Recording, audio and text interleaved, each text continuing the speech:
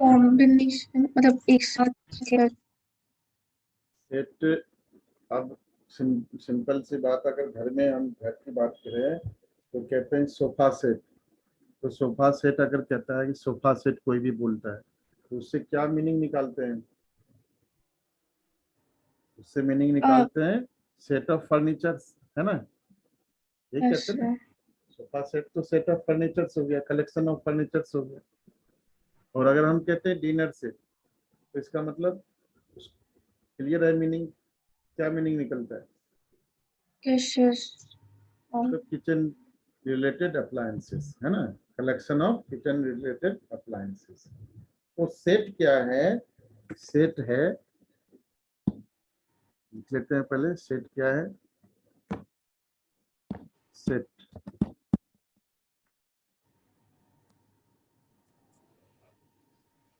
a collection of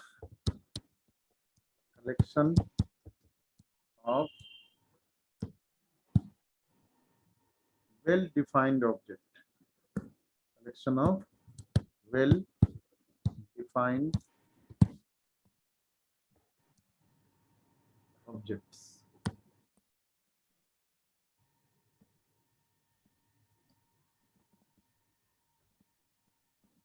ठीक है, ये वेल डिफाइंड से क्या मतलब? Collection of well defined objects. Well defined से क्या मतलब? वेल डिफाइंड से मतलब क्या है, अभी आगे समझेंगे। जैसे हम कहते हैं, मान लो कि अच्छा, ये अभी हमने एग्जांपल लिया था सोफा सेट और डिनर सेट का। अगर हम दोनों मिक्स कर दो, किचन अप्लायंसेस को और फर्नीचर्स, तो उससे क्या हम सेट निकाल सकते हैं? कलेक्शन को क्या कह सकते हैं? वो एक तरह से मीनिंगलेस बनता है। कुछ भी ऐसा नाम नहीं है जिससे हम दोनों को मिक्स करके लिख सकते हैं, है ना? तो ये वेल डिफाइंड नहीं है। वेल डिफाइंड मतलब जैसे हम कहते हैं कि top 10 batsman of the world, तो ये सेट होगा?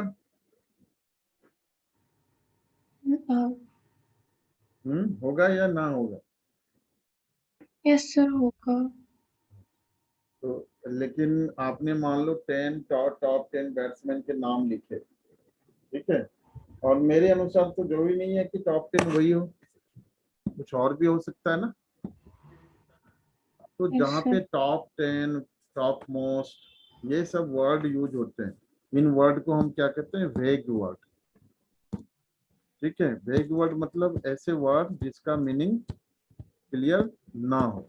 ठीक है, जैसे हम कहते हैं top 10 players of India, players of India, India के टॉप 10 प्लेयर्स की बात करें, तो ये टॉप 10 जो है ये वेग वर्ड है, इसकी मीनिंग क्लियर नहीं है। क्योंकि आपके अनुसार टॉप 10 कोई और हो सकता है, मेरे अनुसार टॉप 10 कुछ और हो सकता है ना? तो ऐसे जो वर्ड हैं जिसमें हो तो वो सेट नहीं कहलाए। ठीक है, क्लियर है? सेट। यस।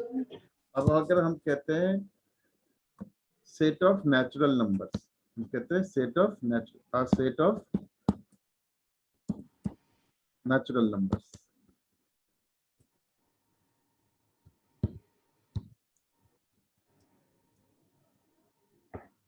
देखो, नेचुरल नंबर्स अगर हम कहते हैं तो नेचुरल नंबर्स तो मीनिंग क्लियर है कि अगर नेचुरल नंबर है तो वो क्या होगा? काउंटिंग नंबर होगा। और सेट ऑफ नेचुरल नंबर्स को हम काउंटिंग नंबर्स में लिख सकते हैं ना, 1 2 3 4, ये सब क्या है? काउंटिंग नंबर्स है। तो अगर हम कहते हैं सेट ऑफ नेचुरल नंबर्स तो इसकी मीनिंग बिल्कुल क्लियर हो जाती है कि ये काउंटिंग नंबर्स है। ठीक है, तो इसको हम सेट कहेंगे। सेट को डिनोट कैसे करते हैं? तो सेट को हम किसी भी कैपिटल लेटर से लिखते हैं, A B C, alphabetical alphabet, जो इंग्लिश अल्फाबेट्स हैं उनमें से कोई भी वर्ड यूज करके सेट को लिख सकते हैं। ठीक है, दूसरा, तो इसका हेडिंग देते हैं representation of set, representation of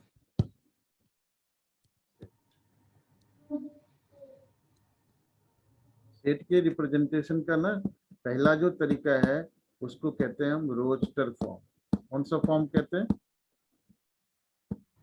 roster roster form, ठीक है। रोस्टर फॉर्म का दूसरा नाम टेबुलर फॉर्म, ठीक है। रोस्टर फॉर्म का दूसरा नाम है टेबुलर फॉर्म। तो ये रोस्टर फॉर्म लिखते कैसे हैं? तो जो भी मेंबर्स हैं, जैसे ये 1 2 3 4 क्या है, इसको कहते हैं एलिमेंट्स ऑफ सेट, ठीक है। तो उसको हम कर्ली ब्रैकेट्स के बीच में रखते हैं, ठीक है। जैसे हमने इधर सेट ऑफ नेचुरल नंबर लिया था, तो उसको हम कर्ली ब्रैकेट्स के अंदर हम रखते हैं, ठीक है। तो ये एक सेट का रिप्रेजेंटेशन है, इसको कहते हैं रोस्टर फॉर्म या टेबुलर फॉर्म, ठीक है। और जो एलिमेंट्स हैं, जो इन कर्ली ब्रैकेट्स के बीच में हम जो भी चीज रखते हैं, वो क्या है, एलिमेंट्स ऑफ सेट कहलाता है। इनको क्या कहते हैं, एलिमेंट्स कहते हैं।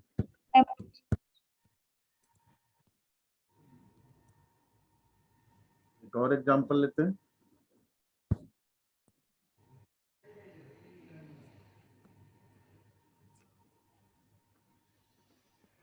ई सेट लेते हैं, ए ई आई ओ यू, ये क्या है, set of vowels of English alphabet है ना। वोवेल्स का हमने एक यस सेट बनाया, ठीक है। तो इस तरह से हम टेबुलर फॉर्म या रोस्टर फॉर्म में सेट को रिप्रेजेंट करते हैं। और दूसरा जो तरीका है रिप्रेजेंट करने का, उसको हम कहते हैं सेट बिल्डर फॉर्म, ठीक है। उसको कहते हैं हम set builder form.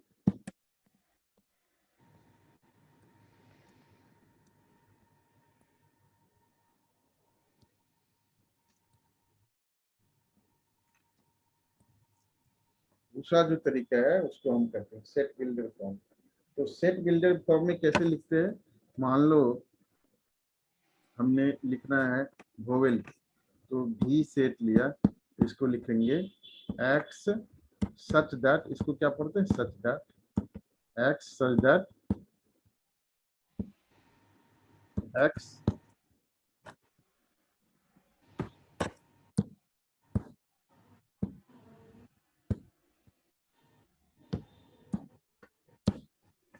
x such that x is a vowel of English alphabet, of English alphabet,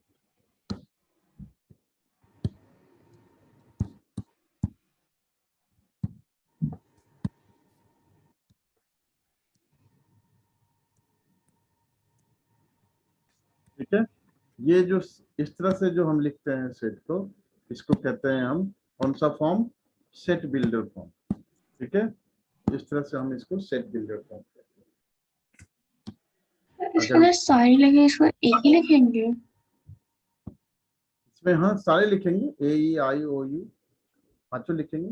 x is A vowel of English alphabet, तो वोवेल ऑफ इंग्लिश अल्फाबेट जो भी है सारे लिखेंगे ना। और उसी तरीके से एक सेट और अगर हम बनाएं, ठीक है, एक सेट और बना लेते हैं, एन सेट लेते हैं, x such that x is a natural number, x is a natural number, x is a natural number less than equal to 100, ठीक है। तो यहाँ पे क्लियरली हमारा जो इसको सेट है वो क्या है, 1 से लेकर के 100 तक, 1 2 3, इसके एलिमेंट्स क्या है, 1 2 3 4 5 6 टू 100, अप टू 100, ठीक है। इस तरह से जो लिखते हैं हम वर्डिंग में, इसको हम कहते हैं सेट बिल्डर फॉर्म, ठीक है। अब हम बात करेंगे टाइप्स ऑफ सेट की, ठीक है। टाइप्स ऑफ सेट की बात करें, types of set.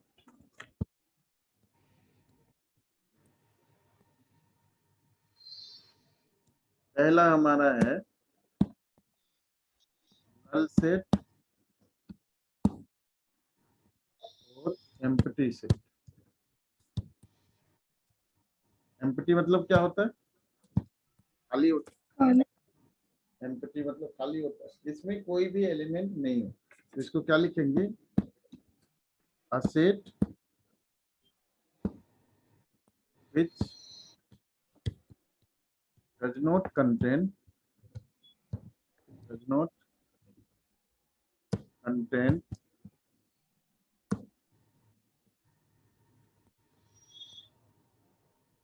any element. A set which does not contain any element. इसमें कोई भी एलिमेंट ना हो। ठीक है, तो ऐसे सेट में जब कोई एलिमेंट नहीं है तो फिर इसको डिनोट कैसे करेंगे? तो इसको डिनोट करते हैं फाई से। तो लिखेंगे it is denoted by phi. एक चीज ध्यान रखना है, इसको क्या पढ़ते हैं? फाई। ठीक है, एक चीज ध्यान रखना है, इसको हम कर्ली ब्रैकेट्स में नहीं लिखेंगे। ठीक है, कर्ली ब्रैकेट्स में इसको हम नहीं लिखेंगे क्योंकि ये प्रॉपर सेट बनाता नहीं है, नल सेट होता है, इसमें कोई भी एलिमेंट नहीं होता है, इसलिए हम इसको ऐसे ही फाइल लिखते हैं विदाउट कर्ली ब्रैकेट्स। ठीक है, सेकंड सेट है हमारा, सेकंड सेट लिखते हैं सिंगलटन सेट। सिंगलटन सेट क्या होता है? which contains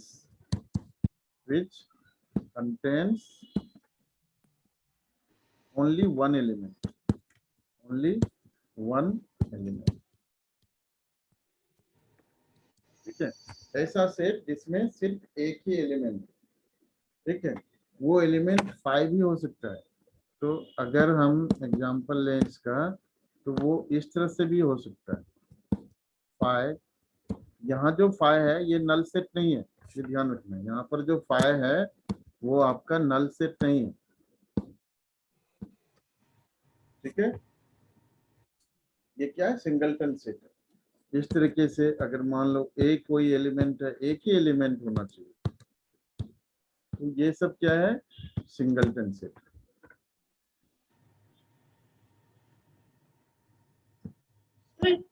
फाइव कैसे होगा? फाइव तो एम्प्टी एलिमेंट है फिर। फाइव अगर कर्ली ब्रैकेट्स है, कर्ली ब्रैकेट्स नहीं है तब लिखा हुआ, बिना बिना कर्ली ब्रैकेट्स में लिखा हुआ, तो इसका मतलब वो नल सेट है। लेकिन अगर कर्ली ब्रैकेट्स के अंदर में है तो इसका मतलब ये सिंगलटन सेट है।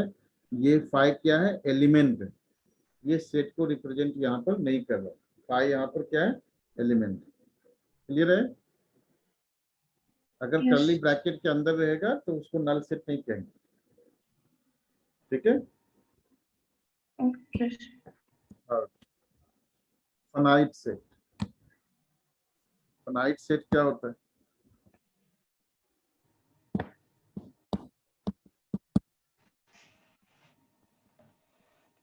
The set which has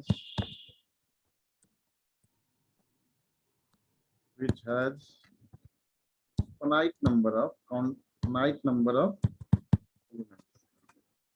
ठीक है, finite number of elements means which can be counted। ठीक है, the set which has finite number of elements, finite number of elements which we can count।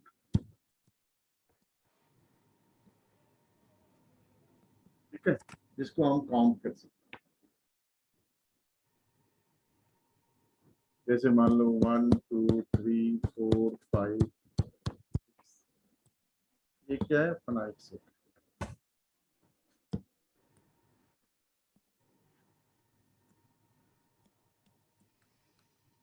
Infinite set,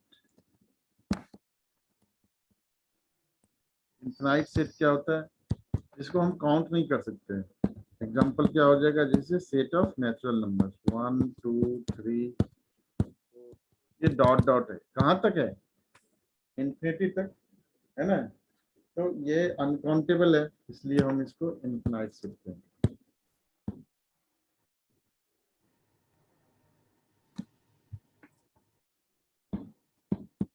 equal sets.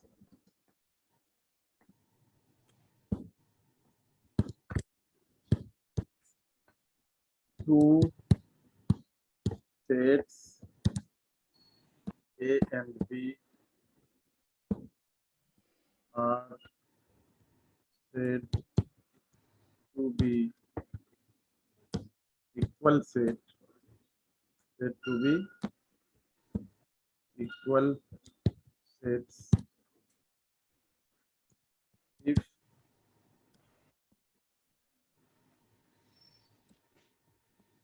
they have same elements. अगर उनके element same है, बिल्कुल जैसे ए set है, ए में 1 2 3 ये एलिमेंट्स हैं और बी में भी वही एलिमेंट्स हैं 1 2 3, तो इसका मतलब ए और बी क्या है, इक्वल सेट्स है। ए इक्वल टू बी लिखेंगे, ठीक है। अब बात करते हैं हम सबसेट्स की, ठीक है, सबसेट्स की बात करते हैं। Yes.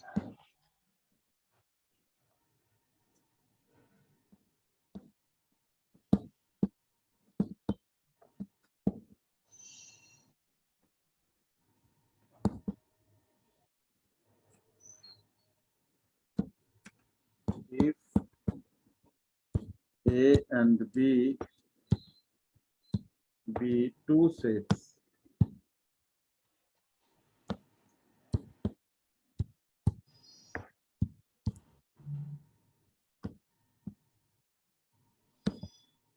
such that all the elements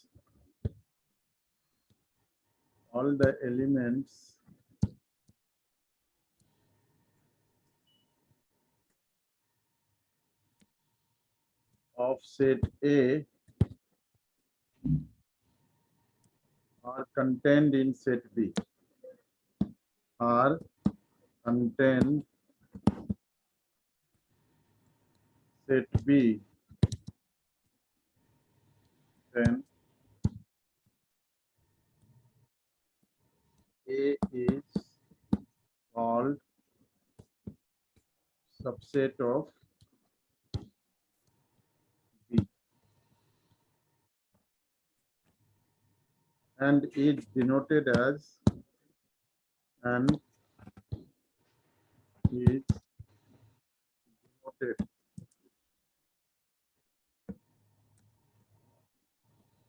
denoted as A subset of B। Example ले लेते हैं, समझ में आ जाएगा। मान लो ए सेट है, उसमें एलिमेंट्स हैं 1 2 3, ठीक है, और दूसरा सेट बी है जिसके एलिमेंट है 1 2 3 4, ठीक है। तो सेट ए के सारे एलिमेंट बी में है ना? Yes. हाँ, सेट ए में 1 2 3 है, बी में भी 1 2 3 है, तो सेट ए के सारे एलिमेंट्स बी में हैं, तो हम कहेंगे इस ए जो है वो सबसेट ऑफ बी है, ठीक है। अगर एग्जैक्टली सेम एलिमेंट्स होते हैं तो सुपर सबसेट कहते हैं, इक्वलिटी साइन भी यहाँ पर नीचे आता है, ठीक है। और यहाँ से एक कॉन्सेप्ट और है, उसको भी समझना है, वो क्या है, if A subset of B and B subset of A, then A equals to B। A subset of B का मतलब क्या हुआ कि A के सारे एलिमेंट B में है और B subset of A भी है, मतलब B के भी सारे एलिमेंट A में है, इसका मतलब A और B दोनों क्या है, इक्वल सेट है, दोनों के एलिमेंट्स सेम है, ठीक है। Yes. यहाँ पर एक और इम्पोर्टेंट कॉन्सेप्ट है, उसको भी ध्यान रखना है, क्या, फाई नल सेट जिसको कहते हैं, null set is a subset of subset of every set, subset of every set. आई जो है नल सेट, वो सारे सेट का सबसेट है, वो सब में होगा।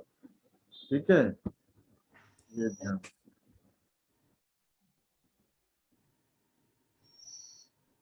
null set is a subset of every set.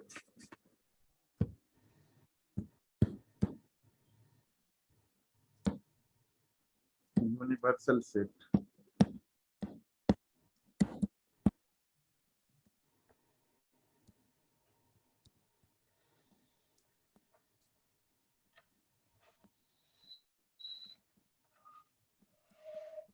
A set which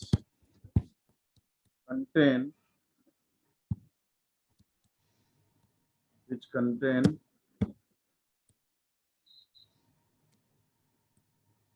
all the elements other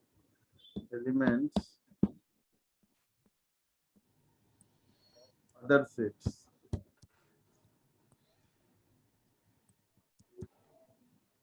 called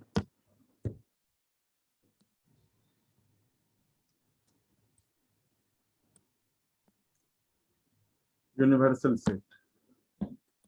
तो यूनिवर्सल सेट ऐसा सेट है जिसमें बाकी सारे सेट्स के एलिमेंट्स होंगे, जितने भी सेट्स हैं सबके एलिमेंट्स होंगे।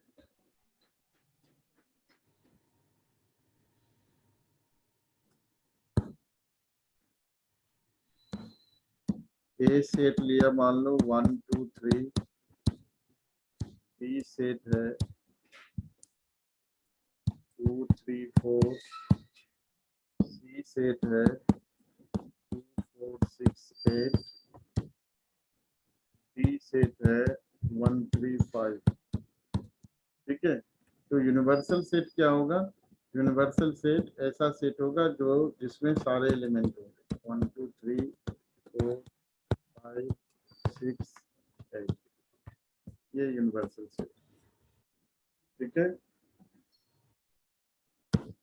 Yes. सिंबल्स स्टैंडर्ड जो सिंबल्स हैं उसको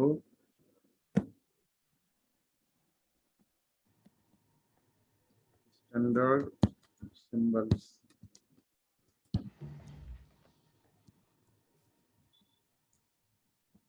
ये क्या है? इसको कहते हैं universal set.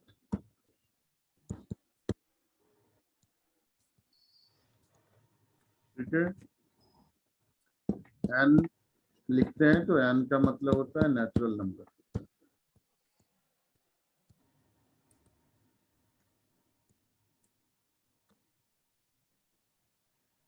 W means whole numbers. Z means integers. U means Percent. Z. G.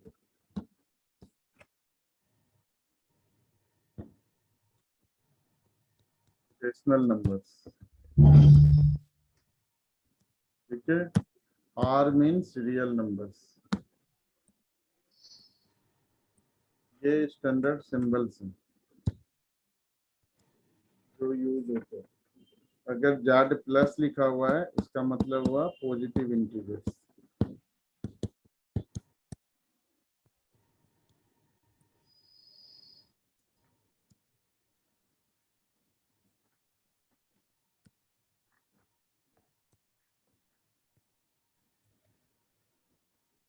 Z plus हो गया आपका पॉजिटिव इंटीजर्स। उसी तरीके से R प्लस मतलब positive real numbers. R plus अगर है तो पॉजिटिव रियल नंबर्स।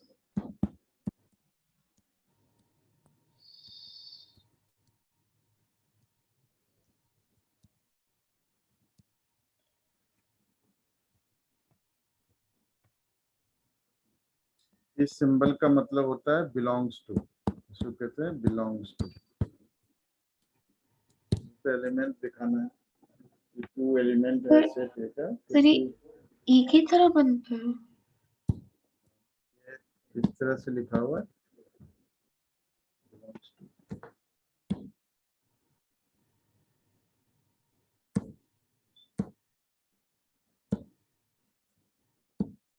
ये दो डॉट सेमी कलोन की तरह है, तो इसको कहते हैं सच दैट।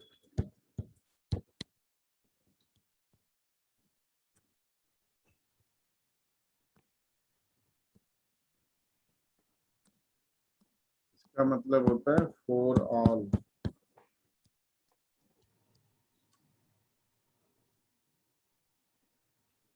सर वो कहाँ पे बिलोंग करता है, वो ऊपर वाला?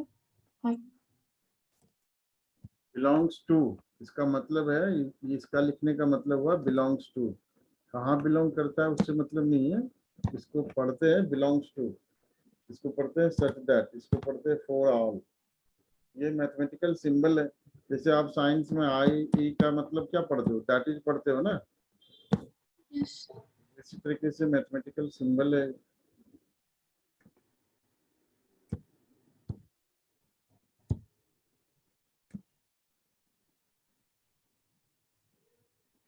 ये इसका मतलब सबसेट।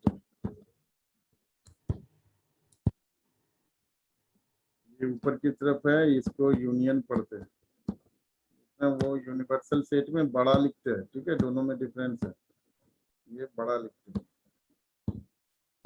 अलग तरीके से, ये यूनियन होता है। नीचे की तरफ लेते हैं तो इसको इंटरसेक्शन पढ़ते हैं,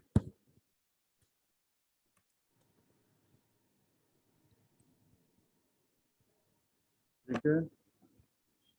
और ए डैश लिखते हैं, इसका मतलब ये हुआ complement of set A, complement of set ए।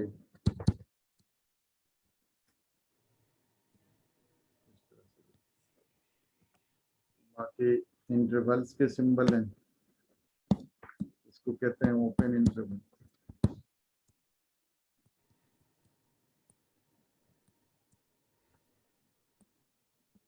कहलाता है क्लोज इंटरवल,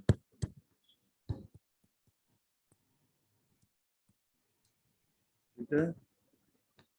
और इसको कहते हैं लेफ्ट ओपन, लेफ्ट की तरफ स्मॉल ब्रैकेट है तो इसको लेफ्ट ओपन इंटरवल कहते हैं।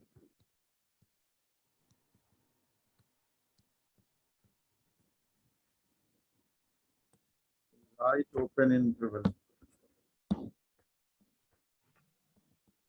राइट।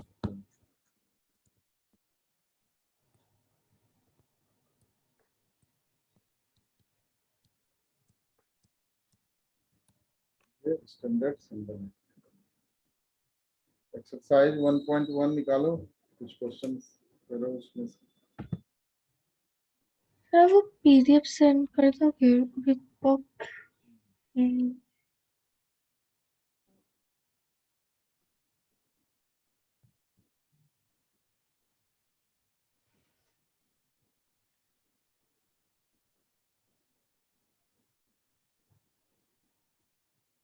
एक्सरसाइज 1.1।